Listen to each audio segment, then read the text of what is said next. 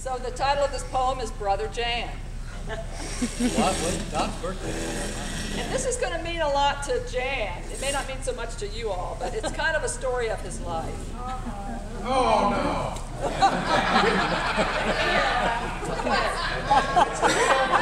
don't have that much time. And it's all lies. Trust me, none of it's true. We gotta make one So here up. goes. We gotta make one This is up. the tale of Brother Jan, who always called me punk. He teased his sisters, picked on his brothers, and often locked Jeff in the trunk.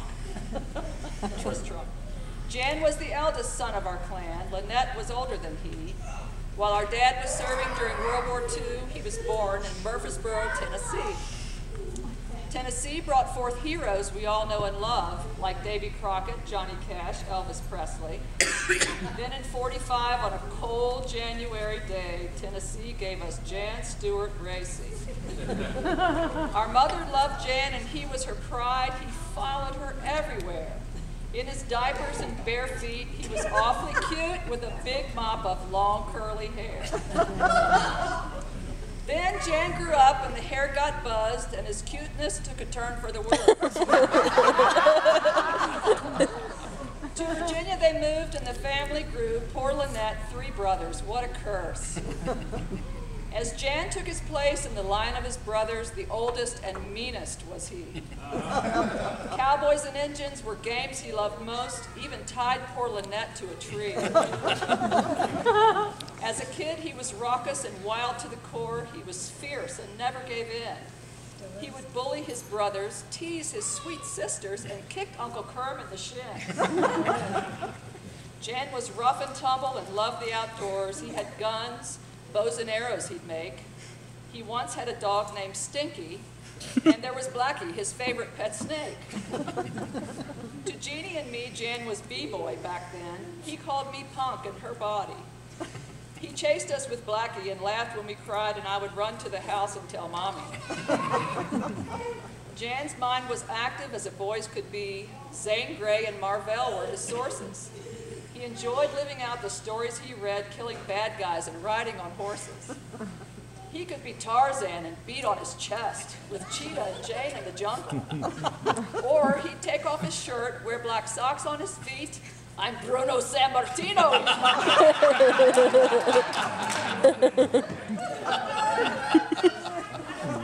I have very clear memories of our family meals, how my brothers all ate like a mob.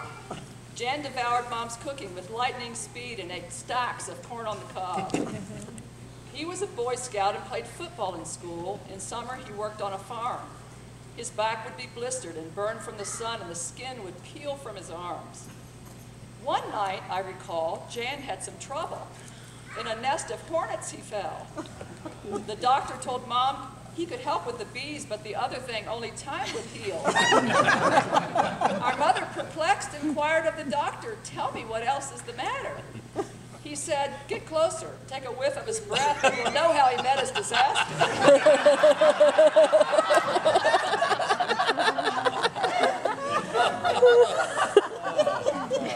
Then one day, all of a sudden it seemed, Jan left and went off to college. Next thing I knew, he was married to Dot and got nicer to everyone's knowledge.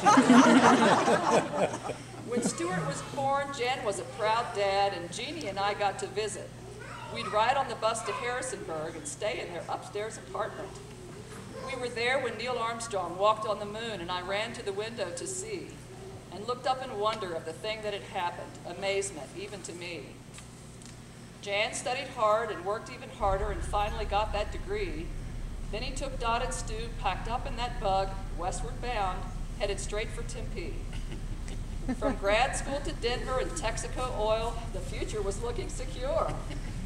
And Carrie was born, and then later came Craig, but the 80s showed nothing's for sure. Oil seemed to sink in the home of the free, so Jan had to change his direction. Now selling insurance has been his new bag, and he's mastered the art to perfection. Jobs have flipped, careers have flopped, but Jan didn't melt with the drama. He adapted and found he had nothing to fear. But now he is faced with Obama.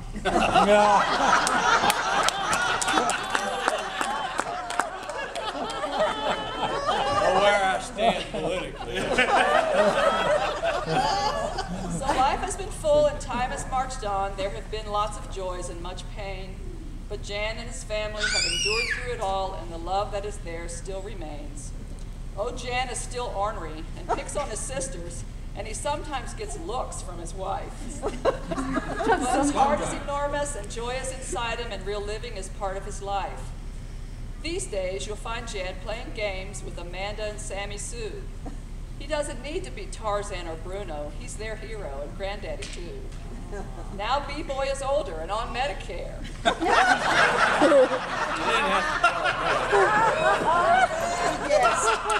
I've got a card to prove it. Zane Grey is not what he reads, but he has a few more 14ers to climb and Rocky's games yet to see. So I'm ending this tale of my brother, and the last thing that I want to say is I love him and look for more stories to tell and wait for my payback someday.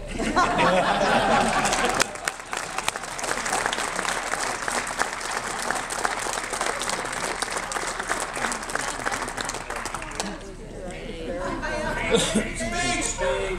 Yeah.